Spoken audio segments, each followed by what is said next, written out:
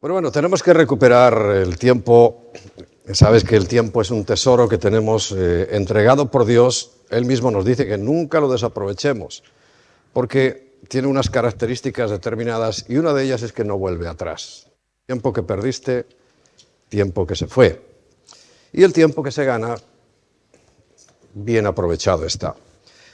Y meditaba ahora cuando estábamos ahí en la alabanza y que... por ejemplo, la canción anterior que cantábamos, hermosa sin duda, pero habla de sentir. Y nosotros basamos mucho nuestra vida en lo que queremos sentir. Sin embargo, en la Biblia dice todo lo contrario. Nosotros tenemos que vivir por lo que sabemos, no por lo que sentimos. Por eso cuando predicamos la palabra es para que en nuestro conocimiento se amplíe y se madure. Porque si yo tengo un momento de crisis, cualquier tipo de crisis, yo tengo que salir no por lo que sienta en ese momento, porque si estoy en crisis, ¿qué voy a sentir? Pues que estoy hundido, que estoy mal, que no puedo, que no tengo fuerzas. Y hoy, por ejemplo, ahora sentíamos otra cosa muy bonita, pero el sentimiento nunca debe ser guía ni compañero. Está bien, es algo que Dios puso en nosotros, evidentemente, pero nunca con la intención de que nuestras vidas sean guiadas o conducidas por lo que sientes, sino por lo que sabes.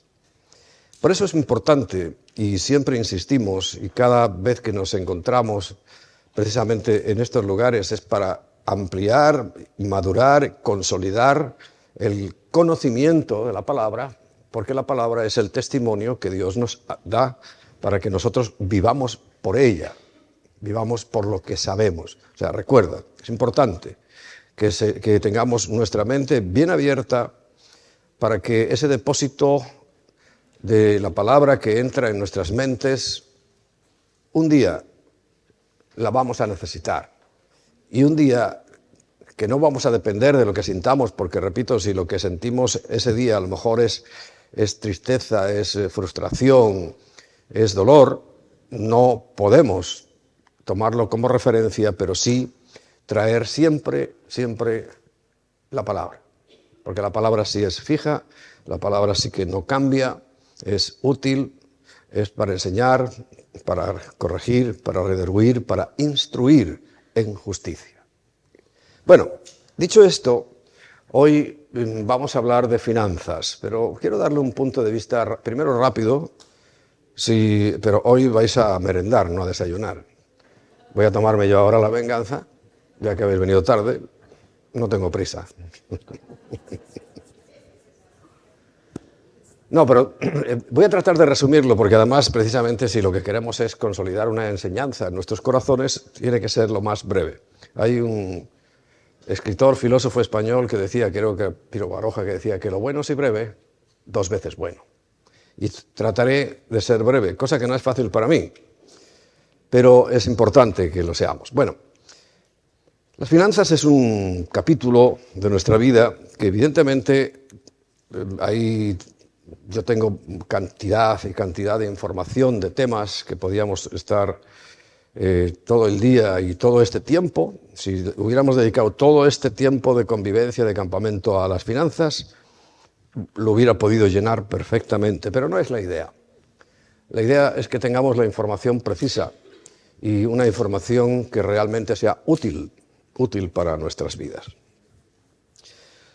Y el Señor nos dio una pauta que hoy vamos a examinar, una pauta muy importante para que nuestra vida esté tranquila. Dentro de los sentimientos, que procuremos que Dios quiere que ese sentimiento, pues por lo menos sea de paz, ¿no? de gozo, de tranquilidad, de estabilidad. Cosa que, sabes que ahora estamos un poco carentes de esa estabilidad porque está siendo permanentemente atacada, permanentemente confrontada. Y comienza Mateo dando una serie de pautas muy importantes en el capítulo 6, en el capítulo 7, aún en el capítulo 5, es lo que se llama el Sermón del Monte, ¿no?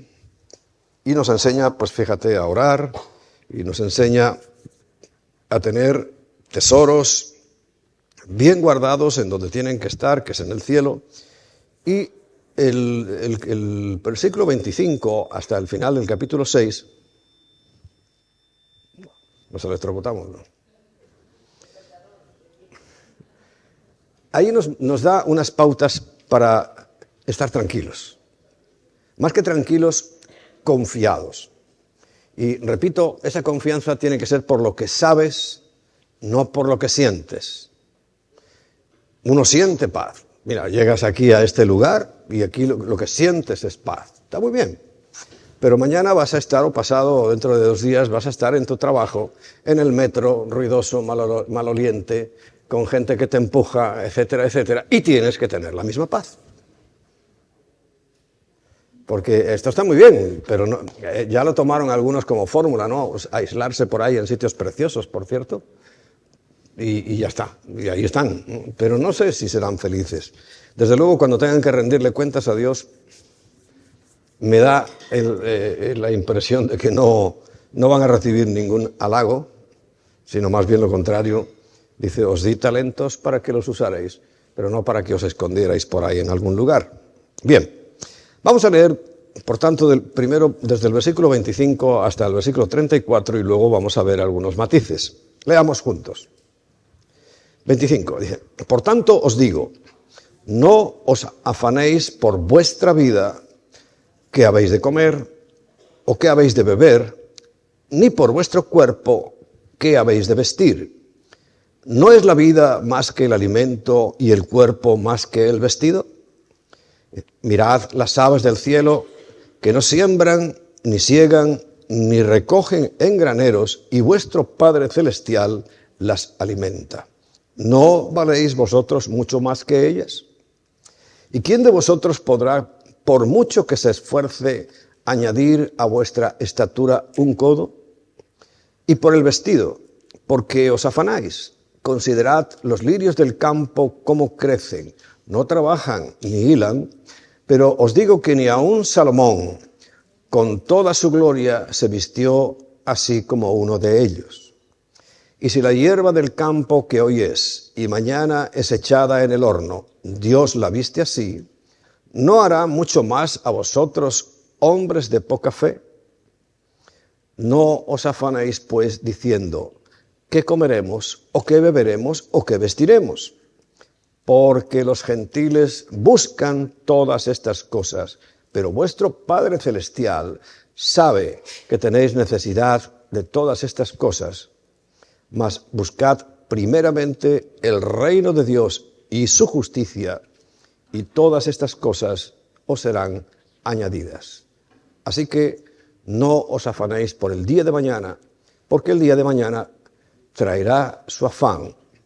Basta a cada día su propio mal. Son palabras maravillosas para dirigir y sobre todo para comenzar, como estamos comenzando en esta mañana, ya por segunda vez, porque me imagino que habréis tenido un devocional personal, ¿no? Me imagino. Me imagino. Sí, bueno, la imaginación es libre, así que bueno, la dejamos ahí. O aunque sea la primera vez, pero es una forma extraordinaria de dirigir nuestras vidas en base a lo que estamos viendo que Dios dice. La preocupación. Cuando habla de afán, es preocupación. Su propio nombre ya nos da una pista, preocupación. O sea, ocuparme de algo sin que haya llegado. Preocupación. Y eso es una cuestión que roba mucha energía, mucha paz en el corazón de los hombres, porque la mayoría de la gente está preocupada o ha tomado la actitud contraria, que es absolutamente despreocupado de todo y viviendo a lo que salga. Pero no es eso lo que está hablando aquí el Señor, sino que Él nos da unas pautas por las cuales nosotros tenemos que guiar nuestra vida todos y cada uno de los días. Pero la preocupación en sí misma, para las personas responsables, se preocupan. Para los irresponsables son los que hacen cualquier cosa, ¿no? Pero la persona responsable normal se preocupa. Y no solamente es un serio problema, sino que además es un pecado. la preocupación para un hijo de Dios es un pecado. Y lo vamos a ver por qué. Porque supone ya de entrada falta de fe, desconfianza en la palabra de Dios. Y es pecado. Lo mires por donde lo mires.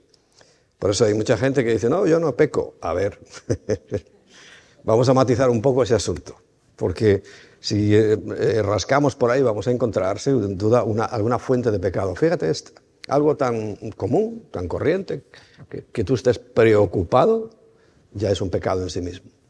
Porque Dios tiene unas promesas, tiene una palabra, y nosotros, si vivimos por fe, estamos en la obligación de creerlas. Por eso, más que sentir, digo y repito, es saber. Saber. El ignorante se preocupa porque no sabe, pero el sabio porque sabe demasiado. El rico porque puede perder lo que tiene y el pobre porque no tiene nada.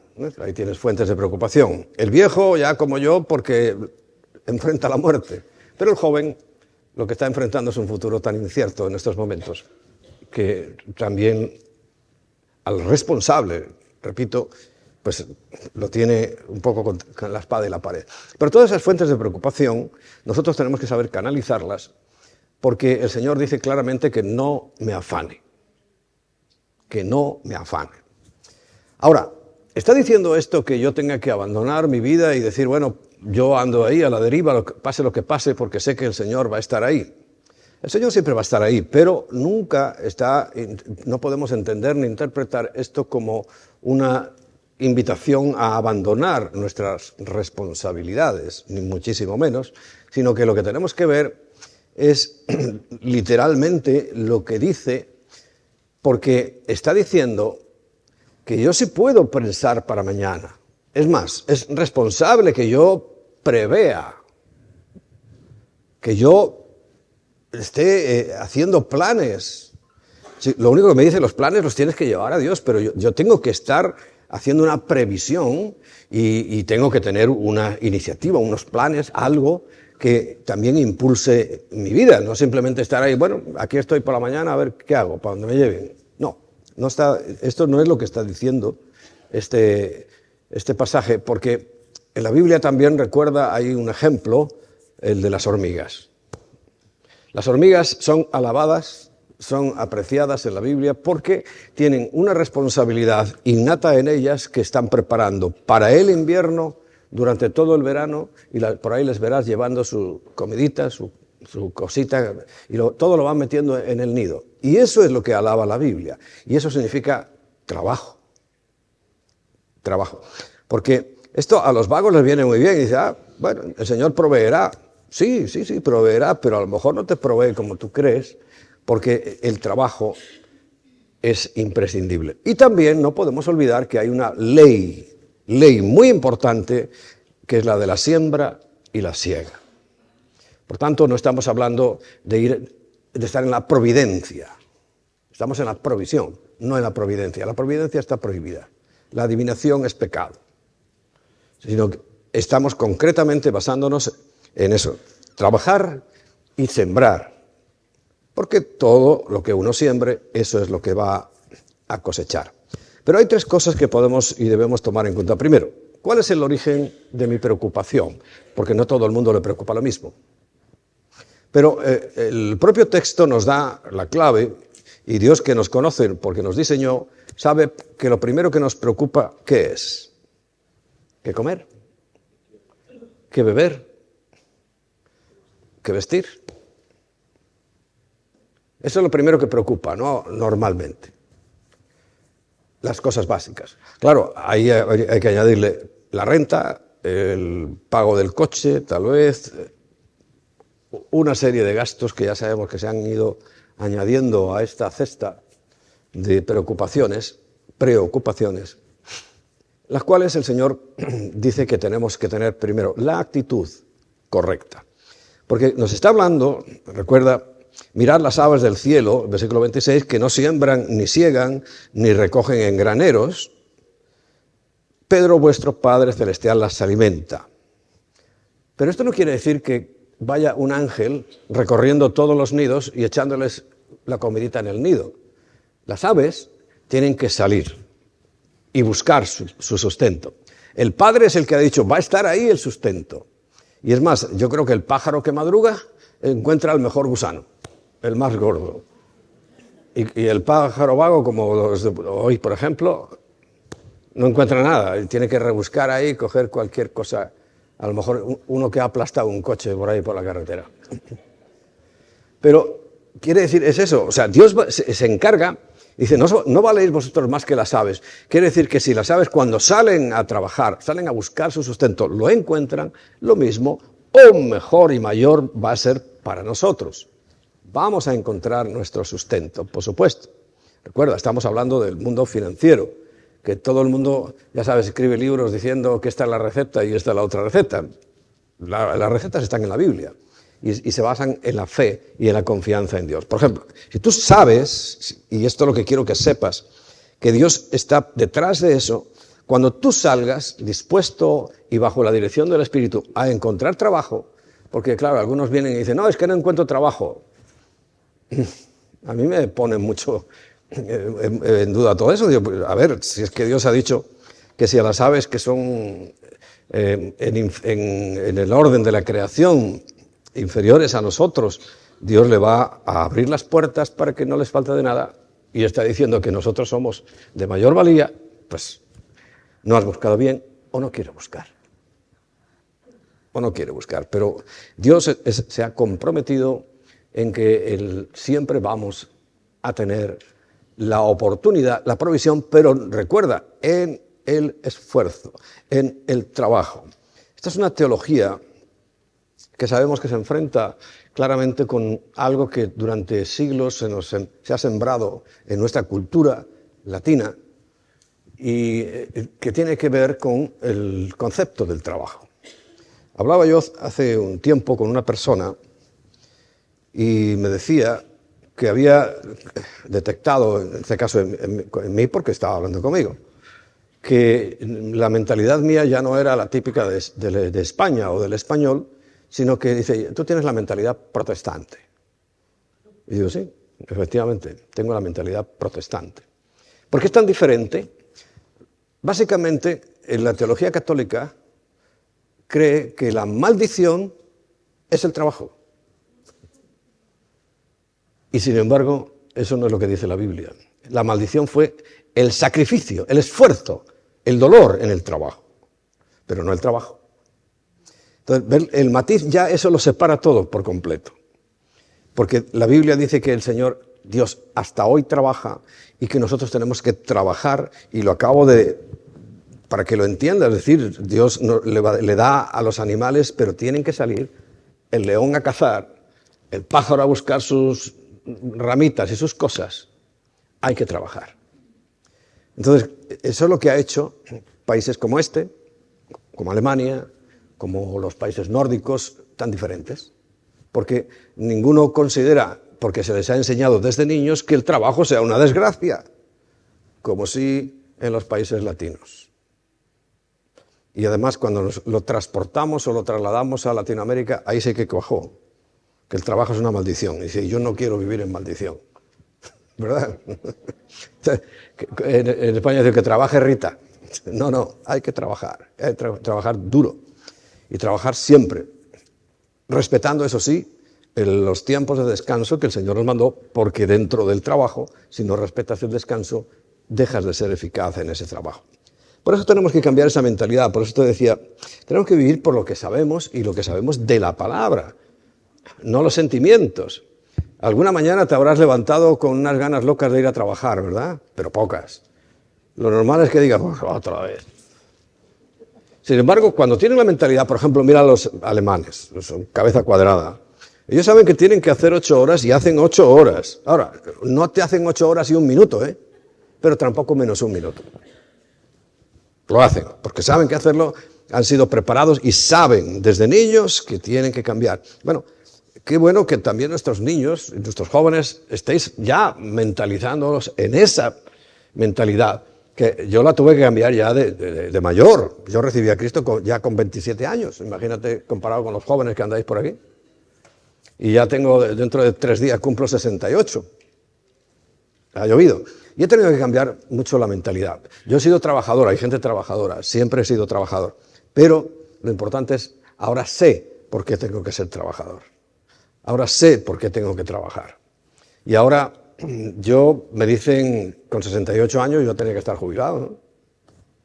Pero me preguntan, y digo, ¿yo jubilarme? Ni loco. ¿Dónde está eso en la Biblia? Cuando alguien me lo encuentre en la Biblia, pues lo haré, pero yo no veo eso por ninguna parte. Y tengo familiares míos, tíos míos que ya han fallecido. Había uno sobre todo qué obsesión con la jubilación. Estaba todos los días, ay, y ya me falta poco, y ya me falta tanto para jubilarme. Pues no era una buena actitud, sinceramente. Eso no es una buena actitud. Y hay mucha gente que simplemente está esperando la jubilación. Si es que ahora, y te lo digo yo ya con tu conocimiento de causa, es cuando puedes aportar más. Yo ya no puedo a lo mejor hacer el mismo esfuerzo que hacía cuando era más joven, pero no quiere decir que no haga nada. Es más, ya sabéis que yo he preparado ya, hemos hecho ahí como un prototipo, un proyecto para que esto no muera conmigo. Porque hay muchas organizaciones, iglesias incluso, que han muerto con el pastor. Y no va a morir con nosotros esto. Porque hemos procurado y ahora, pues fíjate, le estoy dando ya un mayor impulso a este asunto, porque esto es algo que el Señor hace y esto tiene que seguir, trascender de mí. Yo he sido un engranaje más y es totalmente cierto, desde que comenzó todo esto, con el día... por cierto, hoy están celebrando Pentecostés en la mayoría de las iglesias, ¿no? Que es cuando arranca ese punto de lo que es la congregación actual, ¿no? Y Pentecostés evidentemente trajo unos cambios radicales. Claro, hoy la gente está esperando que vaya a ocurrir lo mismo que el primer día. Y no va a ocurrir lo mismo que el primer día porque ya no es el primer día. Era la primera vez que llegaba el Espíritu Santo, fue impresionante, fue espectacular, porque necesitaba que fuera de esa manera. Hoy ya no, hoy en el momento que tú recibes a Cristo estás recibiendo el Espíritu Santo. Ni tienes que revolcarte, ni tienes que hacer nada extraño, solamente es saber que si tú le dices al Señor que entre en ti, sabes que entra, no sientes, porque a mí me pasó con las lenguas. Con las lenguas nos pasó una vez, recuerda, estábamos en Burgos en España, sí. Y creo que no había nacido Kiki, estaba a punto, estabas embarazada todavía, pero nació allí, ¿no? Podía haber nacido. Claro que estábamos allí, había un predicador inglés, precisamente, invitado, allí en la iglesia, y al final, pues, pidió que todo el que quisiera recibir el bautismo del Espíritu Santo, saliéramos. Y salimos, nosotros dos, y estábamos ahí con nuestras manos levantadas esperando que llegara ese momento en el cual estábamos oyendo, por el lado donde venía, que él oraba y, bueno, la gente reaccionaba de cierta manera. Bien, y estamos así nosotros, y yo lo estoy oyendo por un lado, y de repente lo oigo al otro, y nos salta. Pasa de nosotros y digo, vaya, hombre. Lo que me hace falta a mí que tengo una chispa para enfadarme, así como... Y digo, bueno, seguimos ahí, esperando que terminara. Y claro, terminó y como una flecha por él. Oye, ¿qué ha pasado? A ver. Y me dicen, sí, es que realmente vosotros teníais el Espíritu Santo, no tenía que orar por vosotros. ¿Por qué? Así, me dijo, había una cortina, y dijo, métete detrás de esa cortina y tú empiezas a decir ahí, balbucear como tú quieras, si quieres hablar lenguas, porque, claro, lo considerábamos imprescindible. Pero ¿qué estaba yo esperando? Una emoción. Como yo no había sentido nunca esa emoción, pues pensé que no tenía lenguas. Claro, vivir por las emociones no es bueno, porque yo no sé cuántos años estuve teniendo la presencia del Espíritu Santo, porque la tengo en el momento que recibo a Cristo, pero como yo no había sentido ninguna emoción, pues pensé que no lo tenía. Por eso insisto, tienes que saber, no sentir. Si sabes y lo sientes, te aplaudo. pero lo importante es que sepas. Porque a mí lo que me faltó, y es lo que aquel predicador inglés me dijo, es que tú ya lo tienes. Tienes que saber que lo tenía, no sentirlo. Porque después hablé lenguas y tampoco sentí nada. Y yo sé que tengo lenguas, sé que hablo, como a veces como Pablo dice, más que todos vosotros, pero solo lo sé, no lo siento. Que no, o sea, no quiere decir que sea una piedra y que nunca sienta nada, por supuesto. Pero recuerda, nunca baso mi vida en lo que siento, sino en lo que sé. Y sobre todo en lo que sé de Dios, en lo que sé de su palabra, lo que sé de su carácter. A mí me gusta mucho indagar el carácter del Señor. Mucho, mucho. Y es el ejercicio más grande porque, bueno, lo dice la Biblia, ¿no? Que si en algo se ha de alabar el hombre es en entender y conocer a Dios. Y yo me esfuerzo en entenderle y conocerle. Primero a nivel personal y después pues para poder transmitirlo, ¿no? Y poder transmitir pues la verdadera fe. Porque claro, cuando la fe la estás basando en sentimientos, dices, bueno, hoy no ha pasado nada en la reunión o en el culto, como dicen habitualmente, porque no hemos sentido su presencia. A ver, si tú no tienes que sentir ninguna presencia, tienes que saber que está en ti. Y si no lo sabes, es porque no has estudiado la Biblia. Y si estás esperando el sentimiento, pues mira, hoy te irá bien, mañana regular, pasado mal, y otro día te vas de la iglesia porque no sientes nada. Eso le ha ocurrido a mucha gente. No sienten y se van. No, si no es sentir, es saber, saber. Y yo sé porque lo dice Dios en su palabra. Y como lo dice, y no es un cualquiera, yo sé que está en mí. Yo he hecho lo que tenía que hacer. He creído. Y creer es con la mente. Creer es un acto intelectual. Yo decidí creer, yo sí creo que el Señor murió por mí, creo que cuando yo le digo, viene a mí, lo creo, lo sé. Si lo siento, también, muy bien, pero a lo mejor mañana ya no siento eso. Y entonces ya no tengo salvación porque no sienta. ¿Me explico? Entonces tenemos que ser muy racionales, muy conscientes, sobre todo, mira, en este área financiera, que como sabes es la raíz de todos los males. La preocupación que por qué comeremos, qué beberemos, qué vestiremos, es real. Todos los días nos aparece. Y cada vez que llega un pago, dice, bueno, no te afanes, porque Dios tiene algo detrás. En respuesta a tu trabajo, a veces también te dará lo que llamamos la sopa boba, ¿no? Porque hace falta en ese momento y ¡pum!, te parece ahí un milagro financiero, ¿no? Y te encuentras con una sorpresa, ¿no? Hasta un billete tirado en el suelo. Ocurre, claro que puede ocurrir, pero lo normal es que, recuerda, hasta las aves tienen que trabajar a salir a buscar su sustento, porque si no, no les va a llegar. Y además la preocupación tiene un costo, unas consecuencias. La preocupación, sabes que está carcomiendo la vida de mucha gente y los llega a enloquecer, literalmente enloquecer, a perder la racionalidad, porque están tan preocupados, tan obsesionados, que tienen la provisión ahí, pero no la ven, porque solamente están preocupados y pensando en lo que les falta. Y una de las características de la preocupación es que no dejan ver la provisión que a lo mejor está a tu lado.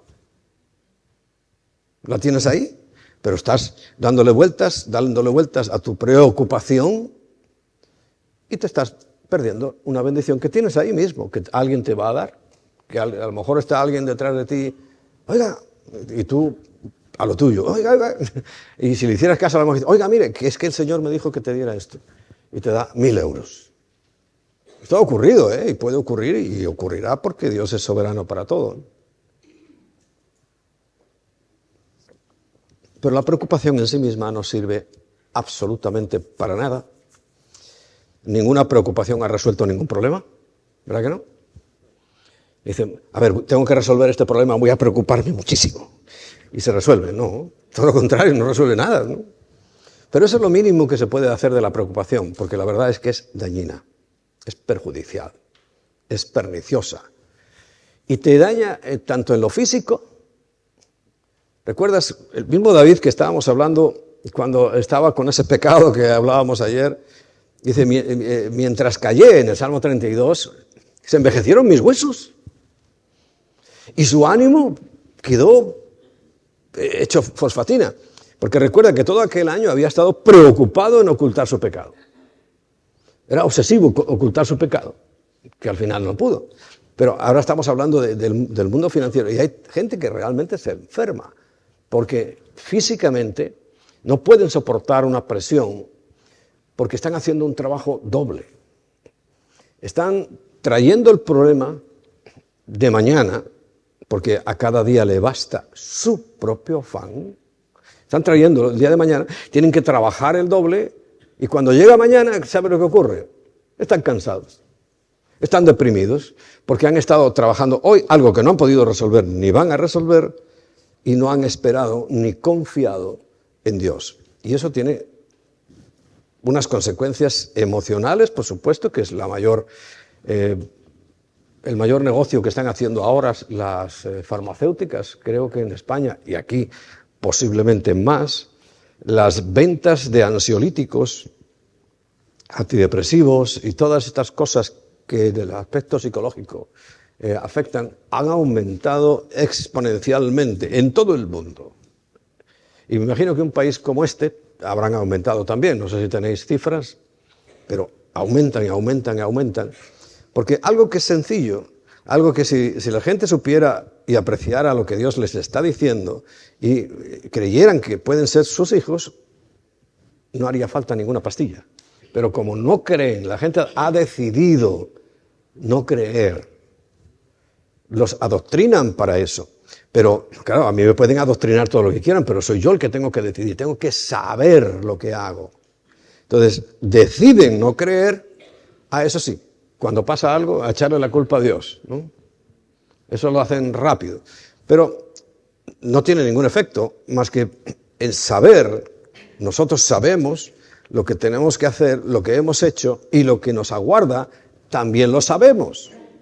Y nos aguarda siempre un Dios bueno, un Dios poderoso, que puede cambiar y cambia todas las circunstancias y que ha prometido muchísimas cosas, muchas, que también hay que saberlas para recordarlas nosotros, no para recordárselas a Dios, sino a nosotros mismos. La preocupación es también un mal espiritual, sobre todo espiritual, porque, repito, lo dije al principio, es un pecado. Estoy desconfiando de Dios. ¿Tú desconfías de Dios? ¿Es pecado? La falta de fe es pecado. No es que estés asesinando a Dios, no. Es que nuestra base, ¿cuál es? ¿Cómo nos llaman? Creyentes. Pero creyentes hay que creerle. Y es desde la mañana hasta la noche, y hoy y mañana y pasado y todos los días. Creyente, haz honor a tu título. La gente a veces lo dicen por insulto. No, creyente. Muy bien, sí, señor, soy un creyente. Creo en lo que tengo que creer, además. Porque yo tengo que creer algo que es cierto y está en la Biblia. Porque yo puedo creer tonterías. Anda que no hay gente que cree tonterías. Pero, ¿a que sí, no? Cada vez es más impresionante las tonterías que cree la gente. Quiere decir que hay gente que cree en las tonterías. Impresionante. Pero así les va, y así les va a ir todavía muchísimo peor. Pero ya tengo, la preocupación es dañina y también es dañina para otras personas.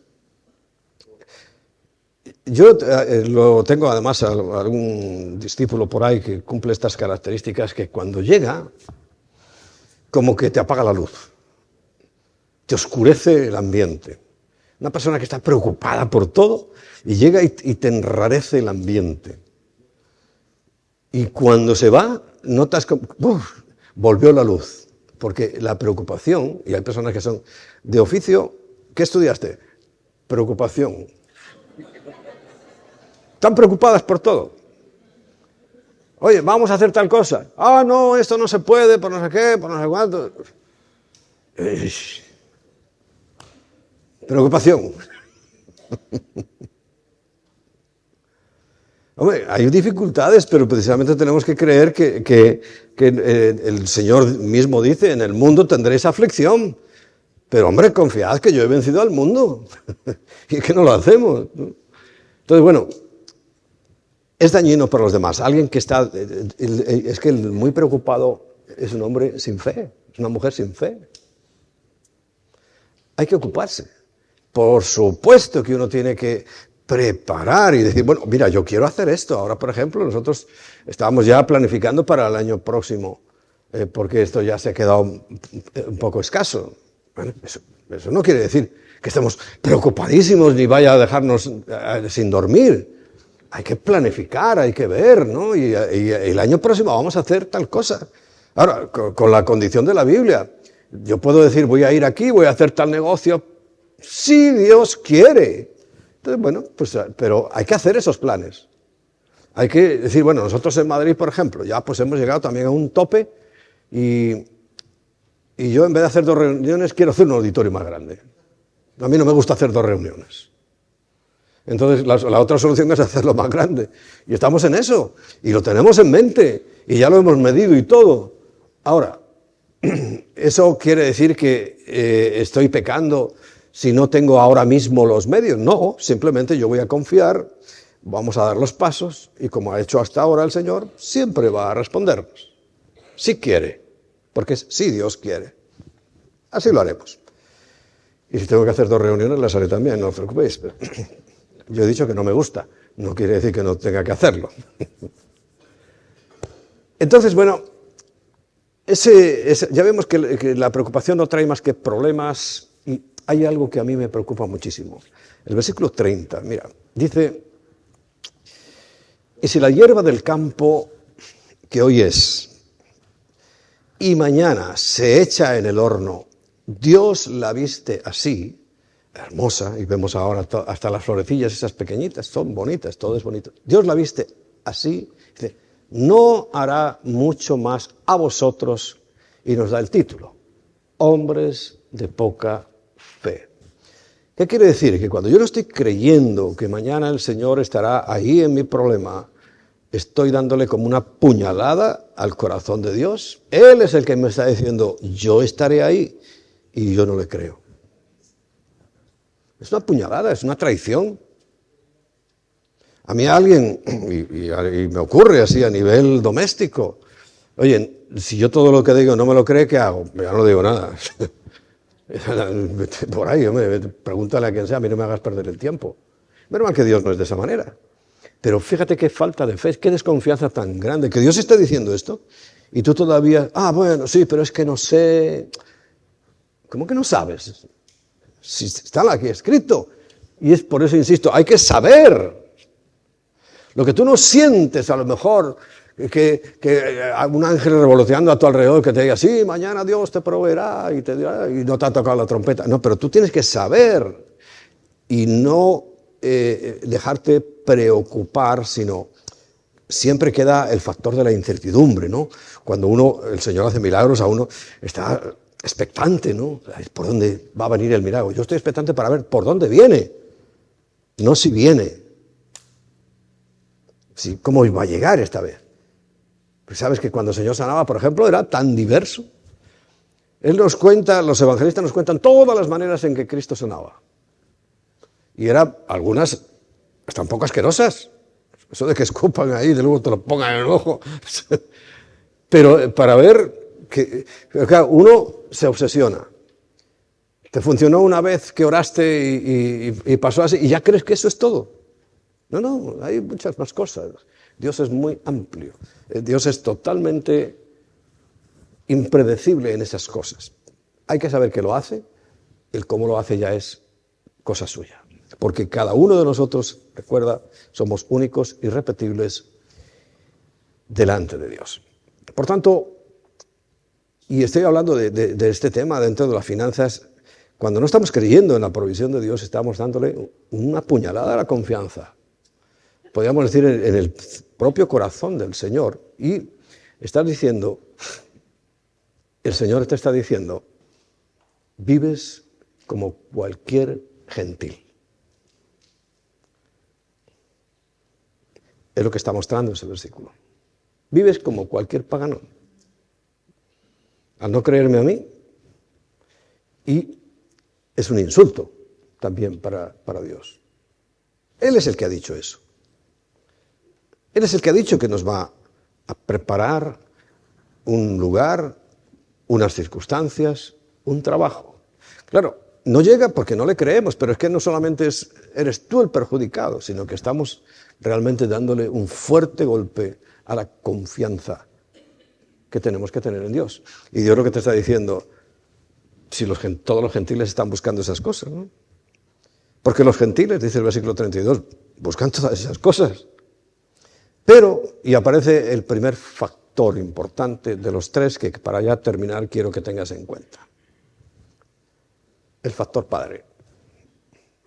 Pero vuestro Padre Celestial sabe que tenéis necesidad de todas esas cosas. O sea, el primer factor que tienes que tener en cuenta es el factor Padre. Dios va a actuar como un padre. Hemos estado hablando de familia. Bueno, ya sabéis que mi criterio sobre lo que es una iglesia al cabo de los años lo he ido cambiando. Me esforzaba al principio por ser una iglesia como las otras que veía, pues que me parecían bonitas o las más prácticas, pero ese criterio ya sabéis que lo he ido cambiando a lo largo de los años, porque me he dado cuenta que todo lo que hacen generalmente en las iglesias no está en la Biblia. No lo encuentro por ninguna parte. Sí encuentro conceptos como padre, conceptos como hijo. ¿Y concepto padre e hijo qué suena? ¿A qué te suena eso? A familia. Y la gente se da cuenta, nos lo dicen cuando alguien nos visita en Madrid y aquí. Dice, oye, vosotros sois una familia, estáis unidos, una actitud de servicio muy grande, porque somos una familia. El concepto de iglesia, que básicamente es congregación, ¿no? Pero no, es que el concepto de iglesia se ha hecho algo elevado. Algunos hablan del templo, como si pisar allí, después de haber pisado una caca de perro en la calle, templo. No hay ningún templo, el templo es uno mismo. Esto es un gimnasio, pero ahora es un templo, podríamos decir, ¿no? Porque el concepto de familia, y fíjate, cuando hablamos, claro, si yo tengo un concepto de Dios tan errado, porque me lo han introducido de esa manera, tan lejano, tan distante, tan equivocado. Dios es Padre, factor Padre, pero vuestro Padre Celestial sabe, Él sí sabe que tenéis necesidad de todas estas cosas. ¿Más claro? Como os dije antes, en el Salmo 103, versículo 14, si lo quieres poner ahí, Salmo 103, versículo 14, Dios dice que sabe cómo somos. Él nunca nos va a reclamar. A lo mejor a tu compañero de al lado sí le reclama una cosa que a ti no te va a reclamar porque sabe cómo eres. ¿Hay algún transportista aquí, alguien que trabaje con camiones? No hay ninguno. Bueno, os lo explico. Esas plaquitas blancas que llevan los camiones, que pone tara y peso máximo, cuando dice, te dice, bueno, yo tengo un camión de 5 toneladas. No es que el camión pese 5 toneladas, es que puede llevar 5 toneladas. Y Dios sabe las toneladas que yo puedo llevar. Claro, la preocupación que va a hacer. Yo me estoy cargando hoy con un problema de mañana que además no tiene solución. Y claro, el peso que aguanta mi alma, el peso que aguanta mi mente, el peso que aguanta mis sentimientos es demasiado y se rompe. Porque lo que te está diciendo el fabricante es no pongas más de 5.000 kilos en este camión porque se rompe. Bueno, en el Salmo 103, 14, ¿qué dice? El Señor nos conoce y sabe que somos polvo. Y sabe que hay unos más inteligentes y otros más fuertes físicamente.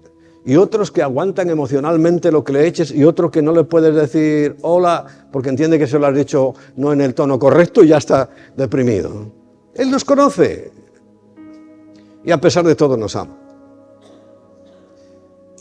Y es muy importante que lo sepas, que cuando tú te estás preocupando hoy, estás robando la fuerza de mañana y estás cargando con un peso que nadie te dijo que tuvieras y que además te está causando enfermedad. Recuerdo a Job. A Job también es un personaje que yo me inquietaba. Dice, bueno, ¿por qué un hombre bueno Dios dejó que le pasara todo eso? Me inquietaba, ¿no? Porque es raro, oye, como diciendo, oye, es que el que se porta bien con Dios lo acojota. No, y eso en el fondo de mi corazón decía, no me gusta ese asunto. Bueno, yo creo en Dios, pero piénsalo bien. Dice un tipo que se hacía todo el recorrido de la ley y sacrificaba todos los días. Y mira los problemas que le vino, Dios santo, que se pone como ejemplo de aguante. Pues yo pensaba a mí mismo, a lo mejor me va a tocar, pero el día que me toque... Pero es que resulta que no es así. Job tenía un problema. Él hacía todo eso, no por agradar a Dios, sino por miedo. Porque al final, ¿qué dice? El mal que me temía me pasó. Eso es lo que Dios corrigió en Job. El mal. Él no estaba diciendo, Señor, bueno, esto lo hago porque sé que te agrada, sino porque tenía miedo. Y el miedo no es bíblico. El miedo no es santo. El miedo no es de Dios. Por eso le tuvo que dejar pasar por toda esa circunstancia horrible. Pero no por ser bueno, sino por ser un incrédulo. Porque era un incrédulo. Estaba hiriendo el corazón de Dios. Por eso cuando llega Satanás y le dice, oye, es que no me puedo acercar, porque claro, Dios se había comprometido, porque era un hombre que sí hacía una parte bien. Y dice, déjame que me acerque y ya verás. Y Dios dice, venga, no toques su vida, pero ahí lo tienes, es tuyo. Y lo despedazó. Pero lo bueno es que Job aprendió, ¿verdad? Dice, ahora sé que de oídas te había oído, o sea, como cuando oyes, no, sabes que hay un por allí que hace canastas. Dice, sí, he escuchado algo. Pero ahora te conozco. Ahora sé quién eres. Y él sabía quién era su Dios. Aprendió quién es Dios. O sea, que no te creas que por ser bueno te va a venir un castigo enorme. Sí te va a venir por ser un incrédulo. Y puede ser muy buena persona, pero un incrédulo. Conozco muy buenas personas que son incrédulos. Y más tarde o más temprano, recuerda, si tenemos el concepto de familia claro, Dios disciplina al que toma por hijo. Y si tú no recibes disciplina, ahí sí que te tienes que preocupar. Porque si no, las posibilidades de que no seas hijo son bastantes. Las posibilidades de que seas simplemente un religioso son bastantes. Porque el Hijo de Dios, Dios va a corregir como, hombre, no tan drástico, espero que como Job, pero va a corregir sobre todo la incredulidad. Y hoy, y en esta mañana, tenemos que salir bajo la convicción. Mira, la regla de oro. Yo siempre digo que hay 3 versículos que yo tengo ahí, además me han hecho un cuadro y los tengo ahí en mi despacho puestos. Pero el principal es este, el versículo 33. Mas buscad primeramente el reino de Dios. ¿Sabes? La gente no excluye a Dios. El problema no es excluir a Dios, que los cristianos digan, no, yo no creo en Dios. Los cristianos creemos en Dios. El problema está que tenemos nuestra preocupación y ponemos a Dios ahí también. Ah, bueno, Dios. Y Dios no está ahí para suplir nada. Dios es el primero. Si yo no le pongo el primero, eso no funciona. Y lo ponemos el segundo. Sí, yo estoy ocupado en esto, tengo que hacer. Y vale, sí, yo sé que Dios hará. Eso no vale. Eso va a ser corregido. Eso tiene que cambiarlo. Porque es Dios el primero, no el segundo. mas buscad primeramente el reino de Dios y su justicia, y todo lo será añadido. Pero cuando tú pones la añadidura delante y a Dios detrás, has cometido un error gravísimo. Y sobre todo, hay un factor de futuro. Este versículo 33 le podríamos llamar el factor de enfoque. Tú te tienes que enfocar en el reino. Recuerda, el factor padre, como padre va a servir, como padre nos va a atender, el padre, aun siendo malo, sabe dar buenas cosas, el padre se preocupa de dar de comer a sus hijos, pues Dios más todavía. A ti no te he dicho nada. Tu reloj es inteligente. Este es más tonto que inteligente. El factor que nos tiene que robar el corazón, que es el enfoque. Yo tengo que enfocarme, el reino de Dios, el reino de Dios, el reino de Dios y su justicia, y todo lo demás va a ser añadido. Hablo con un compañero, pastor, y digo, ¿pero cómo haces? Pues yo trato de hacer como dice la Biblia. Es el reino de Dios lo único que interesa en mi vida, en mi corazón, en mi trabajo, en mi ministerio, en todo. Y el tercer factor es el futuro. Ese futuro que el versículo 34 dice, así que no os afanéis por el día de mañana. O sea, no traigas al presente un problema que está en el futuro. Déjalo ahí para enfrentarlo cuando llegue. Porque el día de mañana, además, dice, traerá su propio afán. Y dice, basta a cada día su propio mal. Porque sabemos que la preocupación es mala, dañina, pecado. Grave delante de Dios. Así que no te he dado fórmulas mágicas, evidentemente, pero esto lo enseñan vuestros pastores. Tienes que diezmar. Diezmar no te hace mucho mejor, simplemente que dejes de ser un ladrón. Ya es bastante, ¿no? Porque el diezmo, no dárselo a Dios, es un robo, según la Biblia. Si además aprendes como nosotros en familia también aprendemos, porque somos familia, a ser generosos. Y a mis hijos, a mis sobrinos, a todos los que tengo al lado. Mira, nosotros vamos a Estados Unidos y, Dios mío, es las maletas. ¡Ay, qué cantidad de maletas! Y ahora igual aquí. Digo, pero venimos 3 días y traemos unas maletas súper pesadas. Pero no es para traer nuestra ropa interior. ¿Sabes lo que viene ahí? Colacao, chorizo, jamón, un regalo para no sé quién que va a ser su cumpleaños. O sea, en familia no escatimas. Bueno, si tú entendieras que la iglesia es una familia, no escatimarías. Es tu familia. Y hacemos proyectos juntos. Y salimos adelante juntos. Esto, mira, son años y años. Y sobre todo mostrándolo los primeros nosotros. Y funciona. Funciona tal vez que yo llego a pensar y dice, Señor, has hecho conmigo lo mismo que aquella viuda que le dio de comer al profeta Elías.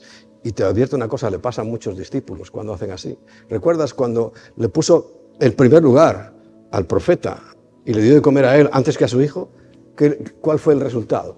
Dice, ahora cada vez que metas tu mano en la harina, habrá harina, y cada vez que eches la vasija de aceite, habrá aceite. Y es lo que nos pasa a nosotros.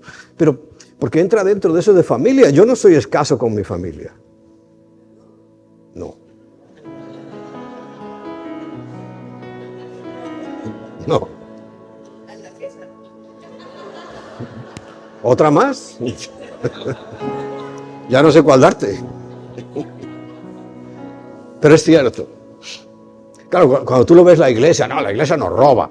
El pastor se ha comprado un coche nuevo con mis diezmos. Pero por supuesto, ¿con qué me lo voy a comprar si no tengo otros ingresos? ¿Ves la diferencia? Sin embargo, si es en familia, dice, mira, mi papá, mi pastor, tiene un buen coche. Me alegro. Yo cuando oigo que los pastores se roban los diezmos, a mí me hace una gracia eso. Pero ¿cómo se van a robar algo que es suyo? Ya te digo, hay tanta teoría de los diezmos. Y una de ellas es, ¿para qué los quiere Dios? Porque Dios para él no los quiere. Es para los pastores.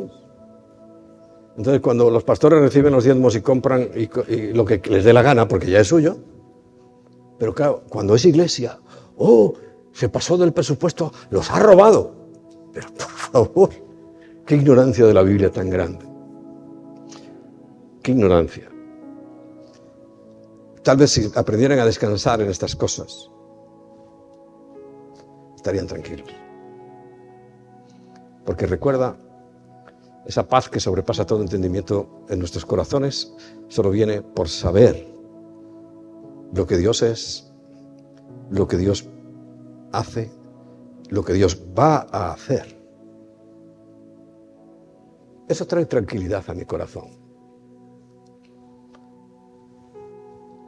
Oigo y leo por ahí, no, es que ahora se está preparando la guerra y Putin va a lanzar una bomba atómica.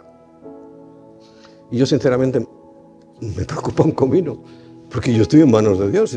Si tengo que morir por una bomba atómica, pues es que tocaba eso, ¿no? Pero yo sé que es Dios el que tiene control de eso. Pero hay gente que se asusta. ¿Tú sabes la fortuna que está gastando la gente en hacer búnker? En cuanto tienen ahí 100.000 libras, a buscar un búnker. Si supieran lo tranquilo que vive uno con Dios. No despreocupado. No despreocupado, tranquilo, porque sé que Él está siempre en el control.